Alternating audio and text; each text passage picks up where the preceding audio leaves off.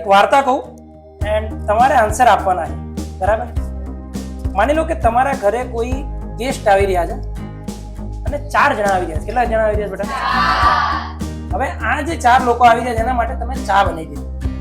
તમને તમારા મમ્મી કહે કે ચા બનાવો. કેટલા લોકો માટે? 4 લોકો. હવે જ્યારે ઘરે આવી ગયા તો 4 ની જગ્યાએ 8 આવી ગયા, બરાબર? જો બાળકો 4 ની જગ્યાએ લોકો 8 આવી જાય તો ઓબ્વિયસ વસ્તુ છે કે આપણે તો ચા કેટલાની બની? 4 ની. અને ગરીબી અલગ લેવલ જ આપણા ઘરમાં.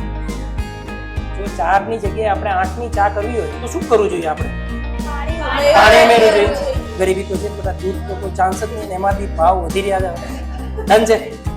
તો જો પાણી ઉમેરી દો તમે તો શું જે પહેલા ચા બનાવી હતી અને હવે જે ચા બની છે એ બંને સેમ રહેશે ખરી? શું ફરક આવશે એ કહી શકો?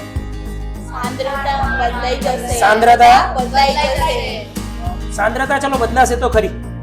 કેવી થશે સાંદ્રતા? અડધી થઈ જાય. ટૂંકમાં હું એમ કહી શકું કે જે હતી એના કરતા અડધી થઈ ગઈ.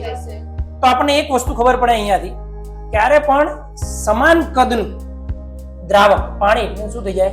દ્રાવક. જો કેમિસ્ટ્રી સાઈડ લઈ જઈએ આપણી કહાનીને તો જો સમાન કદનો દ્રાવક ઉમેરવામાં આવે તો સાંદ્રતા ઓલવેઝ શું થઈ જાય? અડધી થઈ જાય.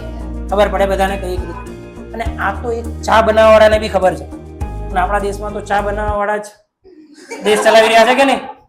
ડન છે? તો ખબર પડે બધાને. તો ઓલવેઝ એક વસ્તુ ધ્યાનમાં રાખવાની, જો સમાન કદનો દ્રાવક ઉમેરવામાં આવે, શું કીધું મેં? સમાન કદનો દ્રાવક ઉમેરવામાં આવે તો સાંદ્રતા અડધી થાય.